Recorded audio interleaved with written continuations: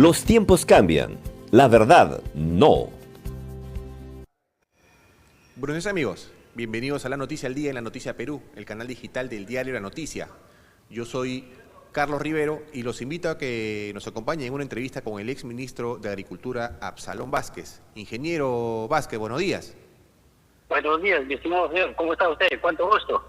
A ver, ingeniero, el día anteayer falleció el expresidente Alberto Fujimori. Usted fue uno de sus ministros. Entiendo que estuvo cerca de 4 años como ministro de Agricultura en su gestión.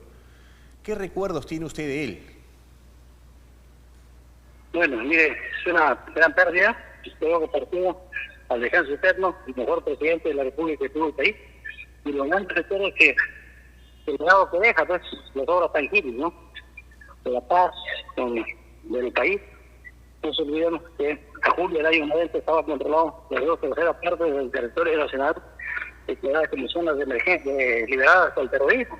Ya estaba en control bajo total del terrorismo. Entonces, este es un logro fundamental para el cual todo un trabajo, una estrategia muy amplia lo diseñó, basada en la incorporación de esos grupos humanos del Andes olvidados de las ciudades y todo, para la sociedad, porque el Estado había prácticamente los había abandonado. Y luego el trabajo de inteligencia para poder detectar a los verdaderos terroristas, porque esos miserables no daban la cara. El terrorismo nunca dio la cara. No sabían quiénes eran. Entonces,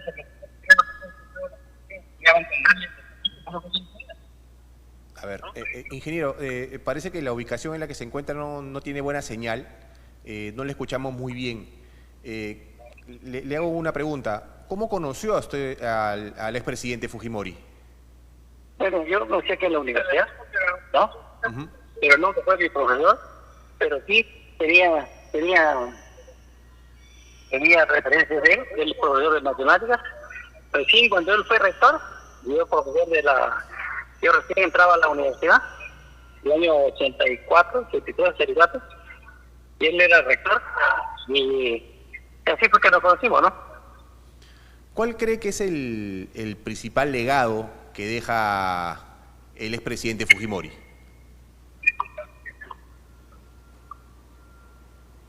El principal legado, mi estimado amigo, es la pacificación del país. Ahora estaríamos gobernados por un gobierno terrorista sanguinario como Pol Pot, o como Cuba, o como Chávez y Maduro en Venezuela, ¿no? Como Nicaragua. En tal sentido, gracias a Dios, el presidente y el pueblo peruano sabiamente apostó por él, y bueno, y ahora ya el país está liberado de esa lacra del terrorismo, porque mató miles y eso no lo digo yo. El informe de la comisión que se formó, que le llamaron Comisión de la Verdad, ahí los dice las cifras porque no podían ocultarlo, a pesar de que ellos querían que la cosa salga más negativa en contra de Fujimori, no podían. Las cifras lo indican que en ese informe de la Comisión de la Verdad, que en los gobiernos de Belaúnde, en los gobiernos luego de Lapa, hubieron más campesinos muertos, más violencia, más muertos que en el gobierno de Fujimori. Eso lo dice el informe de la Verdad, de esa comisión. En consecuencia, la pacificación. Ahora puede haber inversiones, puede haber desarrollo. No se acuerde que acá en Miraflores, en cualquier ministerio, no se podía contar con los asesores fijamente. A la luz se iba en cualquier momento. Las casas, los frigideres, no se podía contar con ellos. Los cochebombas que había, ¿no? En tal sentido, las torres de alta tensión volados, los puentes volados, los muertos por acá, muertos por allá. Tarata es un ejemplo de ello, ¿no? ¿Cómo fue esa masacre a la gente de bien que por no estar con sus ideas los dinamitaron? Y así han hecho muchos miles de casos, que no se saben, lógicamente, ¿no? Yo he presenciado casos de degollamiento de más de 22 campesinos en una comunidad de Ayacucho. Y eso lo puse yo en un informe. ¿Ya? Más de 22 campesinos degollados. Ahora, entonces, realmente es una lástima. Es uno de los primeros logros, ¿no? La estabilización del país. No nos olvidemos que el país en julio del año 90 estaba con una hiperinflación de 7.600% al año. Y el pan, el fideo, la leche subía en la mañana, tarde y noche. Sí. En tal sentido, él estableció, el país estaba aislado del mundo financiero internacional, el país era considerado un país paria, un país perro muertero, porque no pagaba su deuda externa. En tal sentido, el otro logro importante fue la pacificación con el Ecuador. Mire ahora cómo están dos países hermanos que nunca debieron haber llegado a esos niveles de muerte, de gasto de armas, etcétera. Hoy el Ecuador vive bien, nosotros también en paz, sobre todo, ya no hay esa posibilidad de que en cualquier momento esté una guerra y al final los pueblos hermanos matándose entre hermanos. ¿Y quiénes iban en esa guerra? Los más pobres. Luego, las obras de irrigación, las obras de agua, desagüe, luz, acá en Lima mismo somos testigos. Por ejemplo, en San Juan de Lurigancho, allá en Bayóvar, en San Juan de Lurigancho, Cruz de Motupe, en San Juan de Lurigancho, en Comas, en Villa María, en Independencia, en Los Olivos, en Puente Piedra. En tal sentido, ahora hay agua, desagüe, luz, desagüe, etcétera, etcétera, ¿no? ¿Está bien? Ahora, entonces, ingeniero, una consulta. Sí. Si bien el expresidente Alberto Fujimori generaba una especie de amores y odios, ¿no? Había una polarización, ¿no?, respecto a él. Y se hablaba mucho del odio hacia Fujimori. ¿Usted cree que con la partida del expresidente este odio termine? Sí, en primer lugar el odio no lo hace la gente de bien. Eso lo han hecho y lo han promovido elementos enemigos del Estado peruano, promovido por los caviares, los terroristas de Sendero Luminoso del Meta, que ya tenían en las manos el poder y Fujimori les arranchó a favor del pueblo peruano. Y también los comunistas que siguen vivos ahí, que lo único que quieren es la destrucción del país, y algunos otros grupos interesados que no dan la cara, pero que quieren y financian cosas de este tipo para que haya caos. A río revuelto, ganancias pescadores, ¿no?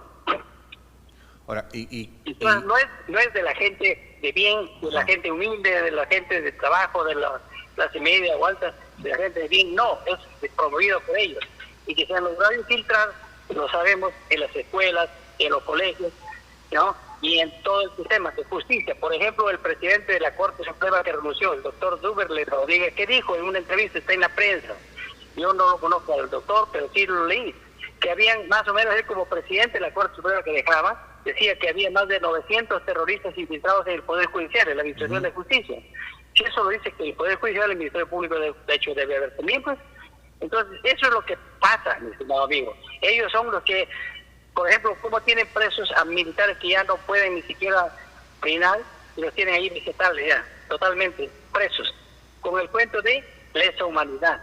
Si la vigencia de la jurisprudencia o la justicia de lesa humanidad se aplica a partir del año 2002, 2003, entonces los otros hechos son lamentables, sí, pero no se puede aplicar una justicia, una ley que no era vigente en ese momento. Es una cuestión elemental del derecho. En tal sentido, acá hay un ensañamiento que ha habido contra los miembros del ejército, contra la Policía Nacional, ¿no?, contra el que liquidó a Sendero Luminoso el poder prácticamente. No le perdonan ellos. Y haber reconstruido este país y haberlo puesto viable como es Perú, ¿no? Ayer justo veíamos, bueno, y hoy también, largas filas de simpatizantes de Alberto Fujimori que acudían a su velorio en el Museo de la Nación. Claro. Esto evidencia que sí había un gran sector que sí lo respaldaba y lo quería, ¿no? Pero por supuesto, ¿cómo no van a sentir acá en Lima mismo nomás, sino que a veces hay algunas gentes ingratas, ¿no? Eso es lo que caracteriza a nosotros los peruanos, ser ingratos, ¿no?, que se olviden rápido. ¿Cómo? En San Juan de Lurigancho, oiga, yo he vivido un tiempo allá en San Juan de Lurigancho, en Campoy, y ahí no había agua, no había luz, no había pistas, veredas, no había nada. No había colegios. ¿Cuántos miles de colegios hizo? No había nada. Había estructuras de colegios de adobe y techos de termino de calaminas, sin ventanas, y las paredes, ¿cómo estaban? Y ahora se ha avanzado, no se ha resuelto todo, por supuesto, porque un problema que estaba acumulado de siglos no se va a hacer pues en 10 años, ¿no? Pero los otros gobiernos debieron haber continuado. ¿Qué hizo, por ejemplo, Paniagua? ¿Qué hizo Toledo? ¿Qué hizo el resto? ¿Qué ha hecho el señor Vizcarra? ¿Qué ha hecho? Nada. ¿Qué ha hecho Sagasti? Nada. ¿Qué ha hecho Ollanta? Dígame, por favor, ¿qué es lo que ha hecho? Entonces, el pueblo lo reclama y quiere que Fujimori lo tiene en su mente, pues, porque fue el único que hizo algo por ellos. Ahora, esta masiva participación en el velorio del expresidente también ha llevado a personas políticas, ¿no? Incluso la presidenta de la República se acercó a darle el pésame a los familiares del expresidente. Por supuesto, en un país civilizado se da eso, amigo.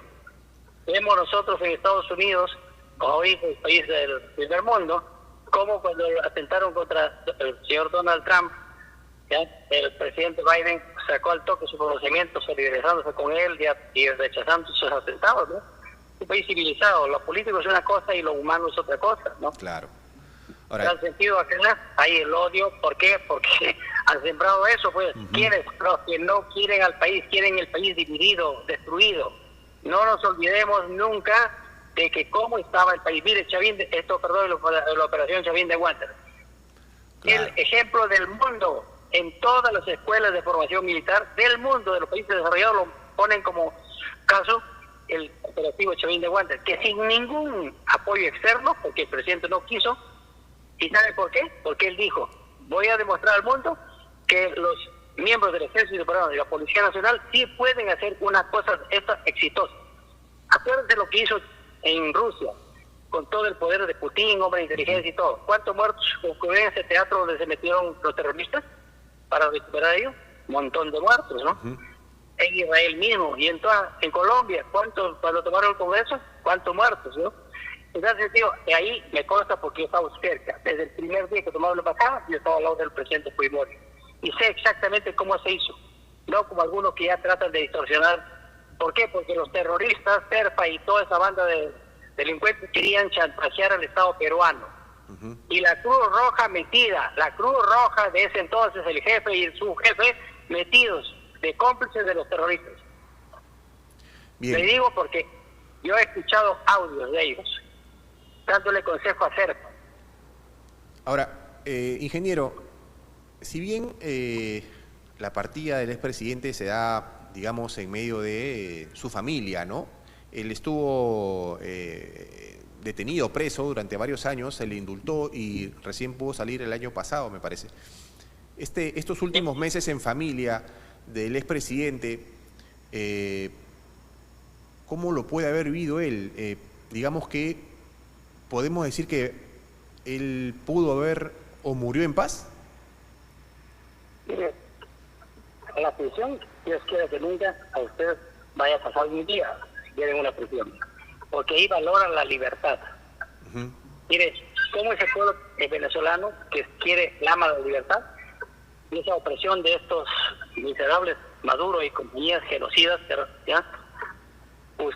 Yo he estado 3 veces metido injustamente, 3 veces, lógicamente por 2 meses, una vez y la otra por 10, ¿no? ¿Por qué? Porque no me encontraban, nadie quería que yo hable contra Fujimori, pero yo ¿cómo voy a hablar? Soy cristiano. Cuando muera voy a estar recordando lo que acusé a alguien falsamente. No lo haré, nunca moriré, pero yo no puedo acusar a nadie, ni tampoco tapar a nadie, porque a mí nunca me encontraron un sol desde balance en toda mi gestión. ¿Por qué? Porque mis padres me enseñaron, si no es mío, no toco. Y gánate con tu esfuerzo. Entonces, a mí me querían más por que yo hable contra Fujimori. En tal sentido, yo aprendí mucho de la presión.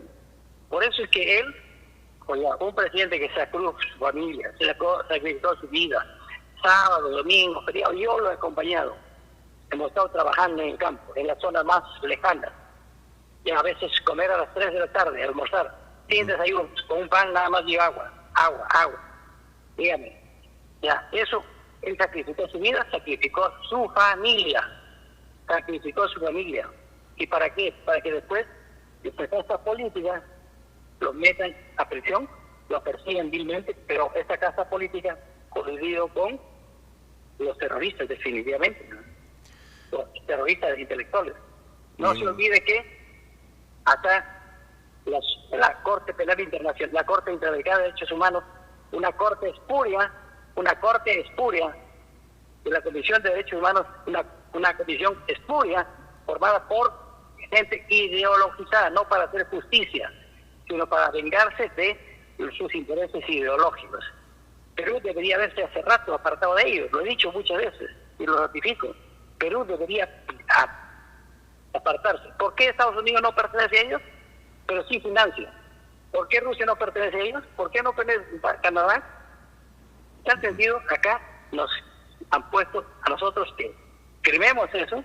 ¿Para qué? Para favorecer a unos integrantes de la casta política que ganen 15.000, 20.000 dólares, ¿no? Etcétera, etcétera. Y que al país lo tengan y a los gobernantes lo tengan del cuello. Que hagan lo que quieren. Bien. Y eso realmente, amigos, disculpen, queriendo recorrer el mundo, yo veo eso, ¿no? Bien, ingeniero Absalón Vázquez, queremos agradecer la entrevista. Ha sido bastante interesante hablar con usted sobre el tema de cómo vivió y cómo conoció al expresidente Fujimori. Queremos agradecer la entrevista. Sí, agradezco, mire, pero sí, al último, él se hablaba bien, haciendo un balance de lo que él había hecho, y que hagamos algunas cosas que quizás pudieron haberse hecho mejor. Pero sí, lo único que le digo, amigos, que yo nunca vi que él hizo una cosa mala. La pacificación fue basada en el desarrollo social y en la inteligencia. Si no, nunca fue política de Estado de él, de que maten a los terroristas, no. Si no, a Abimael lo hubiese matado, pues. A por ahí también. Claro. ¿Me explico? No. Acá fue, si había un error, lógicamente, de algunos señores del ejército o de la policía, unos errores, pero ¿por qué? Porque esos miserables asesinos no daban la cara, se escudaban en el anonimato. Y dígame, entonces la Fuerza Armada, la policía, luchaba contra un desconocido, y cualquier pasaba quizás podía hacer el terrorismo. Eso es lo que pasaba, era un enemigo oculto. Sí. Entonces ahí se han podido cometer esos excesos, sí, por supuesto. Son lamentables, sí, por supuesto. Y que por eso decían que él pida perdón por ello, pero él nunca lo ordenó, pues. ¿Cómo va a pedir perdón? Eso, ¿quién sacaba? La posición de los extremistas y sus cómplices, de los terroristas, sus cómplices, que hay todavía algunos en el Congreso y algunos acá en la ciudad que son voceros inclusive, ¿no? Y algunos intelectualoides, ¿no?